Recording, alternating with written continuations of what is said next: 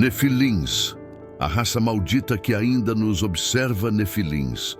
O próprio som desse nome é um eco que atravessa milênios como um sussurro de terror antigo. Não são apenas lendas ou mitos. São lembranças fragmentadas de algo real. Seres colossais, híbridos de anjos caídos e mulheres humanas, condenados desde o nascimento. Eles não eram apenas grandes em tamanho, eram imensos em poder e em maldade. Os relatos bíblicos e apócrifos os descrevem como tiranos espirituais, dominadores do mundo antigo que transformaram a terra num campo de dor, medo e violência. Onde caminhavam, a corrupção brotava. A presença deles era como um veneno, invisível. Suas ações arrastaram a humanidade para o abismo da perdição. O próprio Deus, horrorizado com o que viu, decidiu agir. E o dilúvio foi decretado, não apenas para punir a humanidade, mas para erradicar os nefilins. Mas essa é a narrativa oficial, a história que nos contaram. E se ela estiver incompleta? E se os nefilins não foram destruídos completamente? O medo mais antigo da humanidade talvez não tenha sido vencido. Talvez tenha sido apenas adormecido. A união proibida entre céu e terra ao nascimento dos nefilins não foi acidental. Foi a consequência de uma desobediência cósmica. Gênesis 6 nos revela que os filhos de Deus viram que as mulheres humanas eram formosas e tomaram-nas como esposas. Esse trecho carregado de mistério foi interpretado por muitos como a história de anjos caídos. Seres celestiais que se rebelaram, desceram à terra e cruzaram um limite sagrado. A união gerou uma nova raça, nem humana nem divina. Algo impuro, selvagem, poderoso e completamente alheio aos propósitos divinos. Os nefilins nasceram de um casamento entre a glória caída e a fragilidade da carne. E por isso foram condenados desde o ventre. Seus olhos refletiam um saber ancestral, mas suas almas vibravam em rebelião. Dominavam, corrompiam e pervertiam tudo que tocavam. A humanidade não resistiu à sua presença. E diante da falência total do homem, o Criador decidiu purificar o mundo por completo. Só que nem tudo que é lançado ao abismo desaparece. Às vezes, o que é jogado nas profundezas se transforma em lenda, em semente, em sombra. O dilúvio. Foi suficiente? O dilúvio veio como um grito de fúria divina, afogando montanhas, reinos e civilizações. Mas os textos sagrados nunca descrevem em detalhes como os nefilins morreram. Foram engolidos pelas águas, lutaram contra os céus, seus corpos foram destruídos ou selados. Há um vazio intencional nessa parte da narrativa, e é nesse silêncio que mora o horror. Algumas tradições dizem que os nefilins foram apenas dispersos, que seus corpos afundaram, mas seus espíritos continuaram vagando. Outras sugerem que alguns deles sobreviveram, escondidos em cavernas profundas, em regiões glaciais, congelados no tempo. As lendas dos gigantes de gelo, dos guardiões das montanhas, podem não ser metáforas. E se alguns estiverem apenas adormecidos? E se o dilúvio não foi o fim, mas apenas uma pausa? Eles tinham poder suficiente para corromper toda uma era. Não é absurdo pensar que tenham força para esperar a hora certa de retornar, porque o mal verdadeiro nunca morre de vez.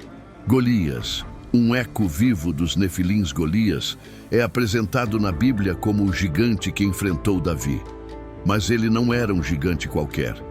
Ele pertencia aos Refaíns, uma linhagem de seres enormes, citados várias vezes como descendentes diretos dos antigos nefilins. Se Golias viveu muito depois do dilúvio, então a conclusão é inevitável. Os nefilins não desapareceram completamente. Alguém sobreviveu, alguma linhagem persistiu. Isso significa que a presença deles pode ter se espalhado por gerações. Eles não precisaram se mostrar novamente em sua forma original. Podem ter se misturado, se infiltrado na humanidade, transmitindo sua essência ao longo dos séculos. Golias é apenas a ponta de um iceberg sombrio.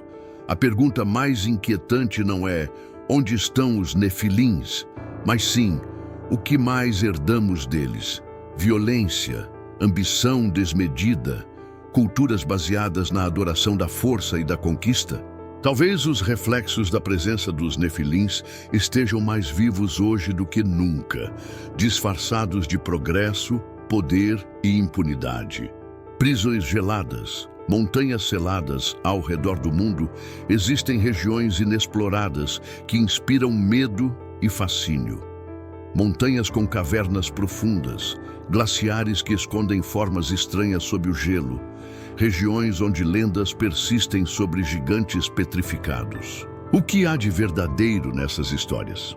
Arqueólogos relataram descobertas de esqueletos colossais que logo foram silenciadas por instituições. Seria apenas exagero ou um esforço deliberado para esconder a verdade? Existem teorias que afirmam que os nefilins foram aprisionados, não destruídos, selados com rituais antigos, protegidos por portais dimensionais, esquecidos de propósito. A ideia de seres adormecidos que aguardam o tempo certo para retornar é comum a várias culturas. Seriam esses selos espirituais tão fortes quanto acreditamos?